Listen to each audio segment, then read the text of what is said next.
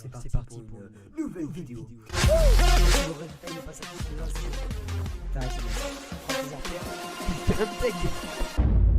C'est parti pour une nouvelle vidéo. Bonjour et bienvenue dans mon émission Trouve ton chemin. J'espère que vous allez bien. Aujourd'hui pour cette chronique, j'ai choisi de vous parler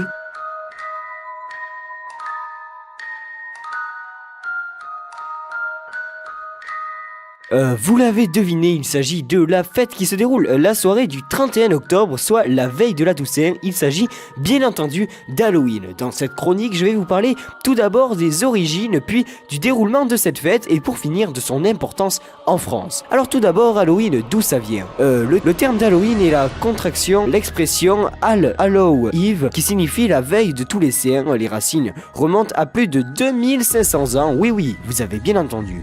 2500 ans sous le nom de la fête de Samhain. Cette fête celte et gauloise était célébrée pour l'entrée dans la nouvelle année, mais aussi pour accueillir les esprits de défunts. Je reviens sur ce que je viens de dire. Entrée dans la nouvelle année au mois de novembre. Il faut savoir que chez les Celtes, l'année se décompose en deux périodes. Une moitié sombre commençant le 1er novembre à Samhain et une moitié lumineuse débutant le 1er mai à Beltane. En réalité, la fête de Samhain se déroule la nuit de la pleine lune la plus proche. C'est donc par commodité que le jour d'Halloween est fixe au 31 octobre. Les fêtes de Samhain duraient 7 jours, 3 jours avant et 3 jours après la pleine lune.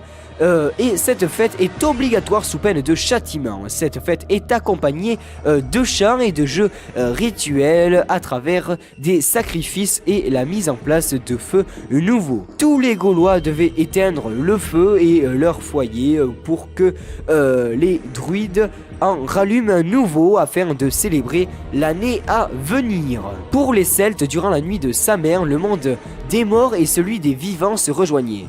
Cette fête créait des passerelles entre les deux mondes où chacun était invité à venir de l'autre côté. Les défunts perdent alors leur don d'invisibilité. La fête de Samhain, célébrée en Irlande, en Écosse et dans le nord-ouest de la Gaule, a progressivement été remplacée par la Toussaint, intégrée le 1er novembre par l'Église catholique vers le 8e siècle. Après ce passage sur les origines, nous allons voir comment Halloween est arrivé aux États-Unis. Tout a commencé en 1846 et 1848 suite à la maladie de la pomme de terre. Les Irlandais, pour échapper à la famine, partirent aux États-Unis et ils exportèrent avec eux cette fête. Vous le savez et vous venez de l'entendre, pour Halloween, c'est les citrouilles. Mais saviez-vous que ça n'a pas toujours été le cas ? Ce légume est une référence à la légende irlandaise de Jack à la lanterne, Jack o' Lantern. Selon la légende, Jack, personnage ivrogne paresseux, défie le diable à sa mort. Ni le paradis ni l'enfer ne veulent l'accueillir. Jack est condamné à errer éternellement dans l'obscurité en s'éclairant d'une bougie plantée dans un navet évidé. Jack réapparaîtra chaque année le jour de sa mort à Halloween. Avec les années, le navet a progressivement été remplacé par une citrouille plus large et plus facile à sculpter. Halloween est beaucoup plus célébré aux États-Unis, au Canada, en Australie, en Irlande et en Grande-Bretagne par rapport à la France. Les enfants portent des déguisements qui font peur et sonnent aux portes de leur quartier en demandant des bonbons avec la formule trick or treat, en français des bonbons ou un sort. Les enfants ainsi déguisés symbolisaient les âmes des morts qui venaient rendre visite aux vivants durant la nuit de Samhain celtique. En France, la fête d'Halloween n'apparaît qu'à la fin des années 1990, mais elle ne parvient pas à s'implanter comme outre-Atlantique, notamment parce qu'elle est jugée trop commerciale par ses détracteurs. Le budget moyen des Français pour fêter Halloween n'est pas très élevé, comme le démontre le budget de 19 € pour le déguisement et 28 € pour la décoration, bien loin derrière l'investissement réalisé à Noël avec 571 €. Les Français ne sont donc pas prêts à se ruiner pour cette fête et ils ont même un tiers à privilégier les magasins discount pour réaliser leurs achats à moindre frais. Cependant, 51% des sondés continuent à se fournir en décoration et déguisement dans les supermarchés classiques.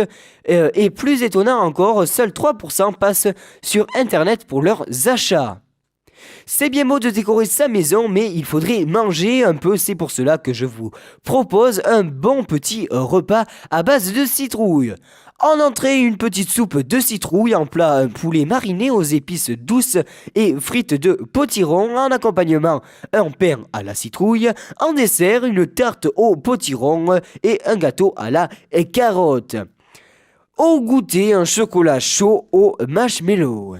Il y aura différentes animations disponibles à Mont-de-Marsan, plus précisément au Hall de Nahuc le 31 octobre à 15h30. L'inscription au concours activité magie en close-up 1 et à 16h défilé du concours du déguisement le plus original, à 16h30 le spectacle de magie, à 17h défilé du concours du déguisement le plus effrayant. Bon voilà, cette émission touche déjà à sa fin. J'espère qu'elle vous aura plu et je vous dis à dans 15 jours ou dès maintenant sur ma chaîne YouTube Trouve ton chemin. Bonne journée, au revoir.